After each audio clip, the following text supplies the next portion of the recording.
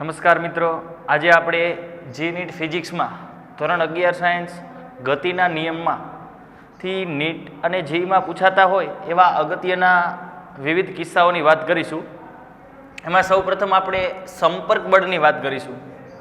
તો આકૃતિમાં તમને દેખાય છે કે ઘણા બધા અલગ અલગ દળ ધરાવતા પદાર્થો એક સપાટી ઉપર એકબીજા સાથે સંપર્કમાં રહેલા છે અને આ ત્રણે ત્રણ પદાર્થો ઉપર એફ બળ આ દિશામાં લાગુ પાડવામાં આવે છે. તો આવા કેસ આપેલા હોય તમને અને ઘણી વખત પ્રશ્ન પૂછાતા હોય કે M1 અને M2 વચ્ચે લાગતું સંપર્ક બળ જણાવો, M2 અને M3 વચ્ચે લાગતું સંપર્ક બળ જણાવો અને આ આખા તંત્રનો પ્રવેગ શું હોય. તો એકદમ સરળ રીત છે. આવા કોઈ પણ કેસ આવે, 3 બ્લોક હોય, 4 બ્લોક હોય, 2 બ્લોક હોય, ગમે તેટલા બ્લોક હોય, તો પ્રવેગ શોધવા માટે આપણે એફ બરાબરમાં એટલે કે ફાધર બરાબર મધર સૂત્રનો ઉપયોગ કરીશું. તો એમાંથી આપણે એફ બરાબર માંથી આપણે એ ને કરતા કરી દીધા એટલે એ બરાબર થઈ ગયા એફના છેદમાં એમ.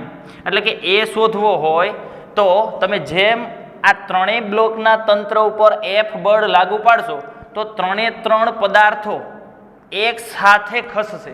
એટલે કે તંત્રના ત્રણે ત્રણ બ્લોકનો પ્રવેગ સમાન જ હોય. એટલે એ શોધવા માટે કુલ બળના છેદમાં કુલ દળ બરાબર છે આ સૂત્ર પ્રમાણે.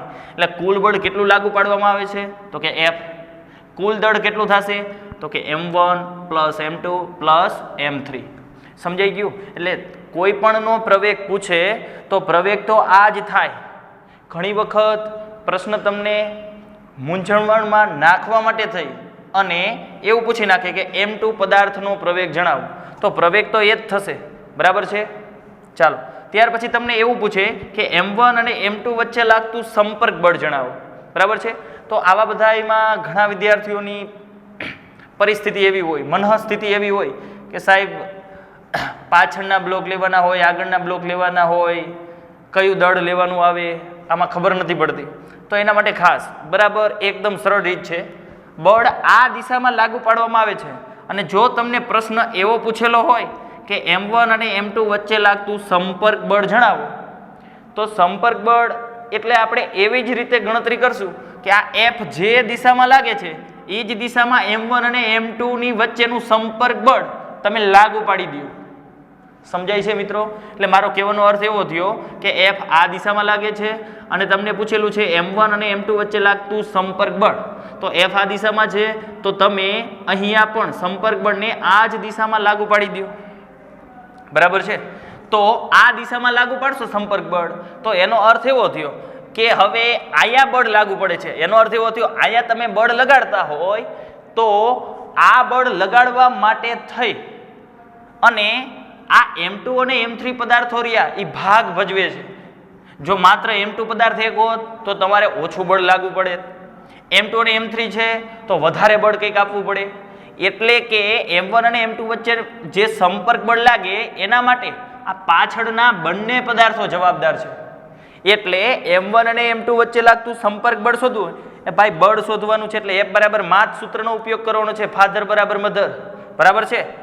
એટલે હવે આ M1 અને M2 વચ્ચે કીધું છે, M1 અને M2 વચ્ચે કીધું હોય આ દિશામાં બળ લાગે છે એટલે આપણે આ દિશામાં સંપર્ક બળ લાગે છે એવું ધ્યાનમાં લઈશું.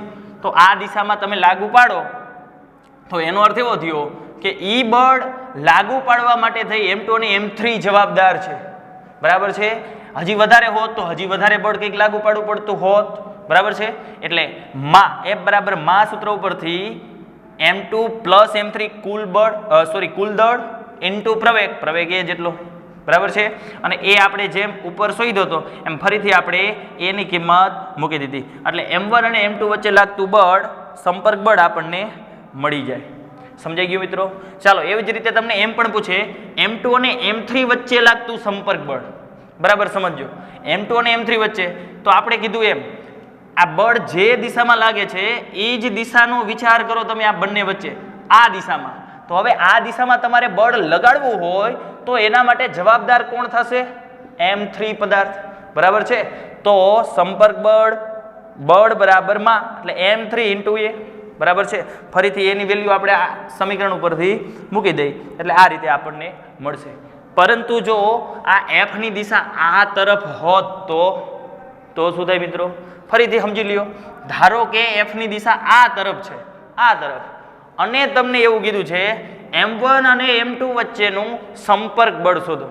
આ દિશામાં બળ છે અને M1 અને M2 વચ્ચેનું સંપર્ક બળ કીધું હોય તો આપણે શું વિચારવાનું? આપણે આટલું જ વિચાર કરવાનો છે. M1 અને M2 વચ્ચે જે સંપર્ક બળ લાગતું હોય એ બળ જે શરૂઆતનું કુલ બળ લાગતું હોય એની દિશામાં લાગે છે એવું આપણે લઈ લઈશું. બરાબર છે? એટલે બીજા કેસની વાત કરી છે. ધારો કે આ દિશામાં લાગતું હોય તો M1 અને M2 વચ્ચેનું બળ પણ, સંપર્ક બળ પણ આ દિશામાં લાગશે. હવે તમે આ બંને વચ્ચે લાગતું સંપર્ક બળ આમ ધ્યાનમાં લીધું છે, આમ. હવે આમ બળ લાગતું હોય તો તમે વિચાર કરો તો કોના લીધે બળ લાગશે? તો કે પાછળના બંનેના લીધે. બંનેના લીધે લાગશે મિત્રો. સમજાય છે કે નથી સમજાતું? કેના લીધે લાગશે? બરાબર છે? ક્લિયર થાય છે કે નથી થતું? M1 અને M2 વચ્ચે લાગતું સંપર્ક બળ જો બળ આમ લાગતું હોત તો કઈ તરફ લાગે? આ દિશામાં. તો M1 લેવાનું થાય. બરાબર છે? ક્લિયર થઈ ગયું? એવી જ રીતે M2 અને M3 વચ્ચેનું પૂછે તો હવે તમારી રીતે તમે જાતે ગણતરી કરી શકો. બરાબર છે? સમજાય છે? ચાલો ત્યાર પછી તણાવ બળના કેસની વાત કરીશું આપણે. બરાબર છે? તો આકૃતિમાં મેં દર્શાવેલા છે વિવિધ કિસ્સાઓ M1, M2 અને M3. બરાબર છે? તો એમાં આ ત્રણે ત્રણ પદાર્થના તંત્ર ઉપર કુલ બળ F લાગુ પાડવામાં આવે છે. કુલ બળ F લાગુ પાડવામાં આવે છે. તો આ તંત્રનો કુલ પ્રવેગ કેટલો થાય? તો મેં તમને કીધું એમ કોઈ પણ તંત્ર હોય, આ હોય કે આ હોય, કુલ પ્રવેગ આપણે કેટલો લઈશું? તો કે કુલ પ્રવેગ માટે કુલ બળના છેદમાં કુલ દળ. બરાબર છે? કુલ બળના છેદમાં કુલ દળ લઈશું આપણે. સમજાય છે મિત્રો? કુલ બળના છેદમાં કુલ દળ ગણતરી કરી લઈશું. તો કુલ બળ એટલે F, કુલ દળ M1 + M2 + M3. સમજાય છે? ચાલો તો હવે આપણે લઈ છીએ તણાવ બળ કેટલું લાગે. તો આ પદાર્થ ઉપર જ્યારે F બળ આમ લાગુ પાડવામાં આવશે ત્યારે M1 અને M2 વચ્ચેની જે દોરી છે એમાં તણાવ બળ M1 પર આ દિશામાં લાગે. અને આપણે થિયરીમાં ભણી ગયા હતા એમ કે જ્યારે બીજા તંત્રની વાત કરતા હોય તો તેમાં જે બળ લાગુ પાડવામાં આવે તે વિરુદ્ધ દિશામાં દર્શાવવામાં આવે છે. બરાબર છે? અત્યારે આપણે પેલા પદાર્થમાં લાગતા તણાવ બળની વાત કરીએ છીએ. બરાબર છે? M1 અને M2 વચ્ચે લાગતા તણાવ બળની વાત કરીએ. ચાલો આ બંનેમાં તણાવ બળ કેવી રીતે ઉદ્ભવે? કેવી રીતે ઉદ્ભવે? બરાબર છે? કેવી રીતે ઉદ્ભવે એનો અર્થ ચાલો તો બરાબર સમજો. આમાં જે તણાવ બળ ઉદ્ભવે છે, ફોર એક્ઝામ્પલ કહેવાનો અર્થ મારો આવો છે કે આ M2 અને M3 પદાર્થો આગળ ગતિ કરશે તો એ કેના લીધે ગતિ કરશે? F ના લીધે નહીં, T1 ના લીધે ગતિ કરે છે. T1 ના લીધે. એટલે કે આમના ઉપર તણાવ બળ આ દિશામાં લાગુ પડે છે એટલા માટે તે ગતિ કરે છે. તો T1 આપણે શોધવું હોય તો બળ જ છે ભાઈ. બળ બરાબર F બરાબર માં. F બરાબર માં તો પાછળના બંને દળો લેવાના થાય M2 + M3 × A. સમજાઈ ગયું મિત્રો? એ ફરીથી આપણે એની કિંમત આપણે અહીંયા મૂકી દઈએ તો આપણને T1 મળી જાય. સમજાય છે મિત્રો? ચાલો એવી જ રીતે F શોધવું હોય, F શોધવું હોય તો આપણે સંપર્ક બળ T2 શોધવું હોય. ચાલો તો T2 સંપર્ક બળ માટે વિચાર કરો તમે. T2 સંપર્ક બળ આ M3 પદાર્થ રહ્યો, M3 દળનો પદાર્થ, તે કેના લીધે આ તરફ ગતિ કરે છે? તો કે T2 બળના લીધે. એટલે T2 બળ કેમ લાગુ પડે છે? M3 ના લીધે લાગુ પાડવું પડે છે. બરાબર છે? તો T2 બળ શોધવું હોય તો M3 × A. સમજાય છે મિત્રો? ફરીથી એની કિંમત આપણે મૂકી દઈશું તો ફરીથી આપણને સંપર્ક બળ તણાવ બળ T2 મળી જશે. બરાબર છે? હવે ઘણાને પ્રશ્ન થાય કે સાહેબ આ બંને કેસમાં કરવાનું શું? એકદમ સરળ રીત છે. આટલું જ યાદ રાખવાનું છે. બરાબર?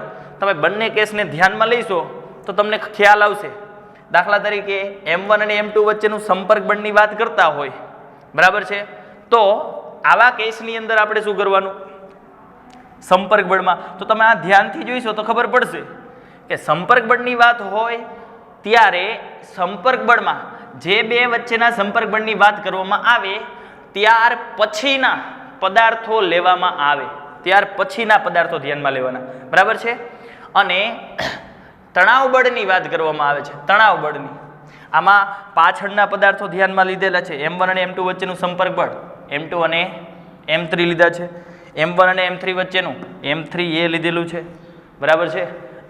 અને આમાં પણ તમે ધ્યાનથી જોઈશો તો તમને ખબર પડશે જે દિશામાં બળ લાગે છે, એટલે ખાસ ધ્યાન એ રાખવાનું છે આપણે કે T1 T2 કે T3 કોઈ પણ તણાવ બળ તમે શોધતા હોય ત્યારે આપણે ખ્યાલ એ રાખવાનો કે T1 હોય કે T2 હોય એ કેમ લગાડવું પડે છે, અથવા તો એ શું કામ લગાડવું પડ્યું આપણે, તો કે T2 લગાડવું પડે છે કેમ, તો કે M3 ને ખેંચવા માટે, M3 ને ખેંચવું એટલા માટે, એટલે આપણે M3A લીધા, બરાબર છે. બેનનો ભેદ સમજાય છે. આટલું યાદ રાખવાનું કે આ બળ કેમ લગાડવું પડે છે, બરાબર છે. એટલે તમને બંને કેસ સરળતાથી સમજાઈ જશે. ચાલો, ત્યાર પછી તંત્રની એ પ્રવેગથી ઉપર તરફ ગતિ થતી હોય એવા કેસમાં શું કરવાનું, તો આકૃતિમાં મેં દર્શાવેલા છે M1 M2 અને M3 પદાર્થો, બરાબર છે. M1 M2 અને M3 પદાર્થો દર્શાવેલા છે, બરાબર સમજજો. તો વચ્ચે દોરી જોઈન્ટ કરેલી છે, તો દોરી જોઈન્ટ કરેલી હોય એટલે આપણને ખબર છે કે તણાવ બળ ઉદ્ભવે, બરાબર છે. તો તણાવ બળ ઉદ્ભવે તો ખાસ ધ્યાન રાખવાનું. ચાલો, M1 પદાર્થ છે તો આને પોતાનું વજન બળ હોય M1G, જે નીચે તરફ દર્શાવેલું છે, બરાબર. તો આ દોરીમાં તણાવ ઉદ્ભવશે T1. ચાલો, હવે હું આની વાત કરું તો આ પદાર્થ માટે તણાવ ઉદ્ભવે, આમાં T1 હોય તો અહીં T1 જ હોય પણ વિરુદ્ધ દિશામાં, આપણે થિયરીમાં ભણી ગયા હતા, બરાબર છે. એવી જ રીતે M2, ચાલો તો આને પણ પોતાનું વજન બળ હોય નીચે તરફ, અને અહીંયા બીજી દોરી છે તો બીજી દોરીમાં અલગ તણાવ T2, બરાબર છે. એવી જ રીતે આ પદાર્થની વાત કરું તો આમાં દોરી તો આ બંનેમાં સેમ છે, તો તણાવ બળ આમાં વિરુદ્ધ દિશામાં દર્શાવવાનું થાય T2, બરાબર છે. અને આ ફરીથી ઉપર તરફ T3 તણાવ બળ. આ આખું તંત્ર એ પ્રવેગથી ઉપર તરફ ગતિ કરે છે. ચાલો, તો આવા પદાર્થો માટે તમને તણાવ બળ શોધવાના કે T1 T2 T3, તો કેવી રીતે સોલ્વ કરવા, બરાબર સમજી લ્યો. જો તમારે M1 પદાર્થની વાત કરવામાં આવે, ચાલો તો M1 પદાર્થ સમગ્ર તંત્ર ઉપર તરફ ગતિ કરે છે, એટલે આ M1 પદાર્થ પણ ઉપર તરફ ગતિ કરશે, એટલે આના ઉપર પરિણામી બળ ઉપર તરફ લાગે છે. પરિણામી બળને મેં F કહી દીધો. કેટલું લાગે તો બરાબર સમજો.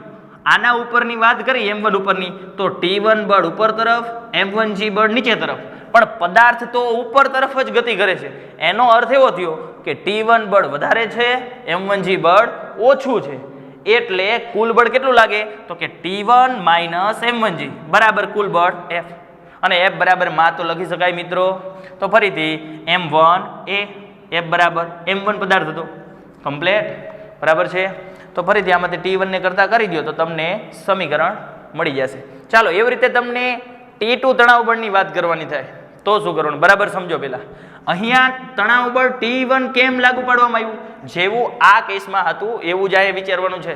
આ તણાવ બળ T1 કેમ આવ્યું, આ T1 શું કામ કરે છે, તો કે M1 ને ખેંચવાનું કામ કરે, M1 ને, એટલે અહીંયા આપણું દળ આવ્યું M1. ચાલો, એવી જ રીતે હવે ડાયરેક્ટ કેસ આપણે વિચારી છીએ આના ઉપરથી ડાયરેક્ટ. તો આ M2 બળ રહ્યું, M2 બળ, એ M2 બળ ઉપર T2 બળ અને T1 લાગે અને M2G 3 બળ લાગે છે, બરાબર. તો આ જ રીતે તમે સમીકરણ પણ બનાવી શકો, અથવા ડાયરેક્ટ કરવું હોય તો કેવી રીતે, મેં તમને સમજાવ્યું તેમ. કેવી રીતે, તો ખાસ એ યાદ રાખો કે આ T2 કેમ તમારે લગાડવું પડ્યું. T2 એટલા માટે લગાડવું પડ્યું કે આખા તંત્રને ઉપર તરફ ખેંચીને લઈ જવાનું છે, એટલા માટે. તો ઉપર તરફ ખેંચવા માટે થઈને T2 લાગે છે, બરાબર. તો T2 ખેંચાય છે, કેના લીધે ખેંચાય છે, M1 અને M2. એટલે ભાઈ બળ જ છે, બળ બરાબર માસ થાય, આ માસ લખેલું છે M અને A જ છે, બરાબર. M1 પ્લસ M2, T2 રહ્યું M1 M2 અને A પ્લસ G, આ જ સમીકરણ પ્રમાણે સમજાય છે. ચાલો, એવી રીતે T3 ની વાત કરી, સમગ્ર તંત્ર ઉપર તરફ ગતિ કરે છે, તો શું થશે, તો આ T3 કેમ ખેંચાય છે, તો કે T3 રહ્યા એ સમગ્ર M1 M2 અને M3 બધાને ખેંચે છે, સમજાય, બધાને ખેંચે છે, એટલે M1 M2 M3 ત્રણે ત્રણનો સરવાળો N2 પ્રવેગ A પ્લસ G કમ્પ્લેટ. સમજાઈ ગયું મિત્રો. ચાલો, તો ત્યાર પછીનો એક, હવે આવી જ રીતે તમને જો એમ કહેવામાં આવે કે તંત્રની એ પ્રવેગથી નીચે તરફ ગતિ થતી હોય તો શું કરવાનું, તો હવે તમને સરળતાથી આવડી જવું જોઈએ. તમને ખાલી એક સમીકરણ બનાવતા આવડી જાય, એક જે સૌથી નીચે હોય તો ત્યાર પછી બીજા બંને સમીકરણો એટલે કે બીજા તણાવ બળના સમીકરણો સરળતાથી તમે બનાવી શકો. કમ્પ્લીટ. ચાલો ગરગડીવાળા કેસની વાત કરીએ. બરાબર છે. આપણો છેલ્લો કેસ એટલે ગરગડીવાળો કેસ. બરાબર છે. એક મિનિટ. ગરગડીવાળો કેસ. બરાબર છે. ચાલો જોતા જઈએ. હવે આકૃતિમાં આવા અવારનવાર પ્રશ્નો આવતા હોય છે. બરાબર છે. જોતા જઈએ શું કહેવા માંગે છે.